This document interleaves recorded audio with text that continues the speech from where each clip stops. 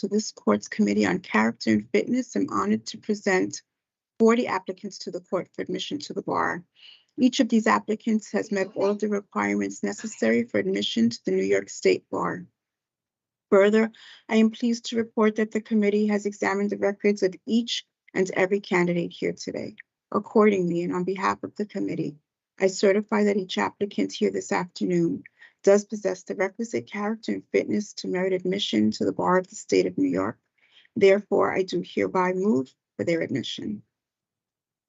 Thank you, Ms. Guerrero. So in anticipation of this very important but weighty motion, I must state that the bench did confer and the application is granted.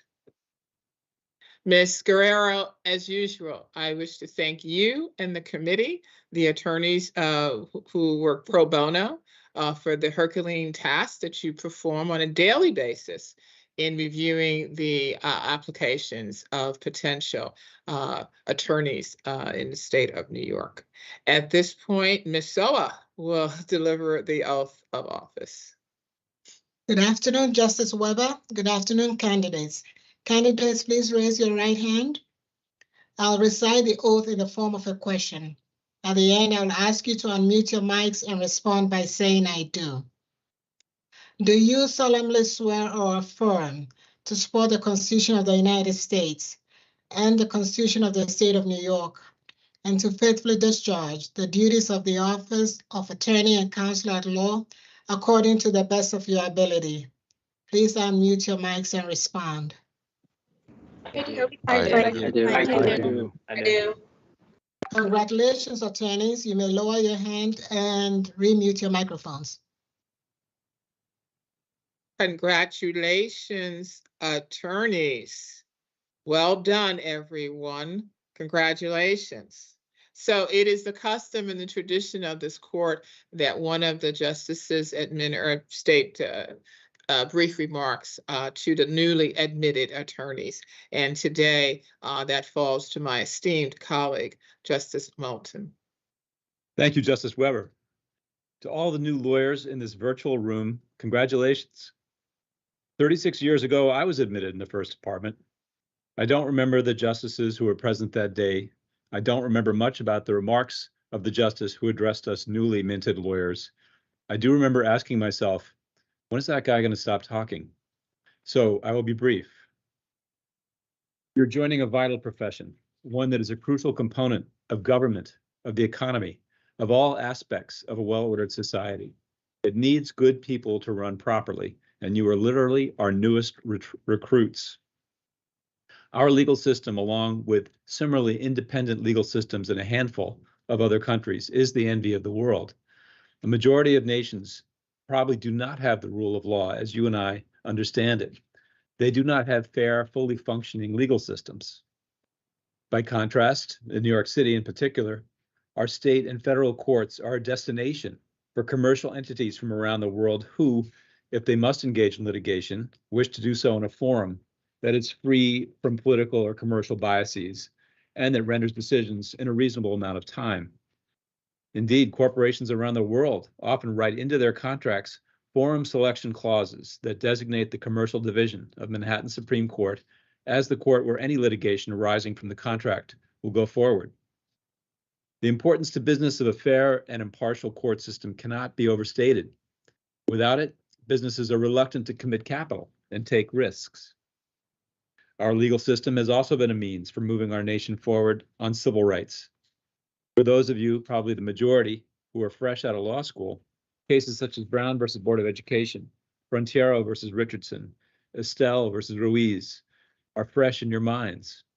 Perhaps you read biographies of lawyers who changed aspects of our legal system for the better, such as Polly Murray, Thurgood Marshall, and Ruth Bader Ginsburg. Perhaps you take inspiration from them.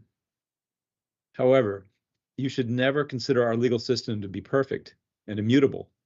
Our legal system is a work in progress, and you all have a role in changing it for the better.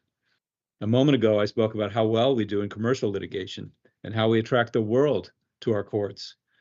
However, other aspects of our legal system are sorely in need of attention and resources. Poor and working class people often have no access to a lawyer in civil litigation. In criminal courts, our assigned defense counsel do an often heroic job, but they're often overworked and under-resourced. Having no lawyer or an overwhelmed lawyer is a disability in seeking a fair outcome. Economic status should not determine outcomes in our courts, but too often it does. Obviously, there have been times in our nation's history where lawyers have played a malign role in perverting our legal systems. Joseph McCarthy was not a lawyer, but he was assisted by very able lawyers in his red baiting. Lawyers working for large corporations have, on occasion, gotten away with criminality in obscuring the health effects of dangerous products. Prosecutors have, on occasion, acted to enforce white supremacy in our courts. The imperfection of our legal system is reflected even in the First Department's beautiful courthouse. If we were sitting in our courtroom right now, you might look up into the stained glass dome in its center. You would notice the names of a number of legal luminaries, such as John Marshall. However, that cupola also contains the name of Roger Taney, the Chief Justice of the U.S. Supreme Court who wrote Dred Scott versus Sanford, in which the U.S. Supreme Court held that the privileges and immunity of the U.S. Constitution did not apply to African Americans, whether they were enslaved or free. The presence of Taney's name in our beautiful courthouse is a reminder to me of our imperfect legal system and how all of us as lawyers must work to improve it. How can you do that? First, you should do pro bono work for underserved communities. That's truly a win-win endeavor because it will simultaneously help out someone who needs help in a landlord-tenant dispute or a criminal matter or in a consumer debt case, and it will give you hands-on legal experience and greater responsibility than you might have in your job. Second, you should join one of the numerous excellent bar associations that exist in New York City. A bar association's very mission is to improve aspects of the profession. In sum, remember that you are a member of a vital profession that can be an immense force for good. Act with integrity, with intelligence, and with heart. Good luck. Thank you, Justice Moulton. Thank you.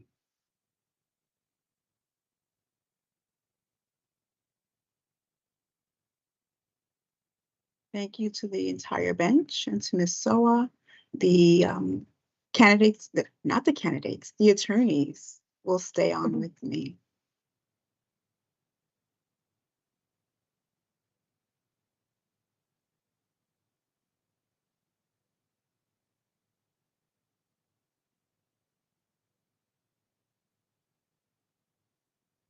Good afternoon to all of you, and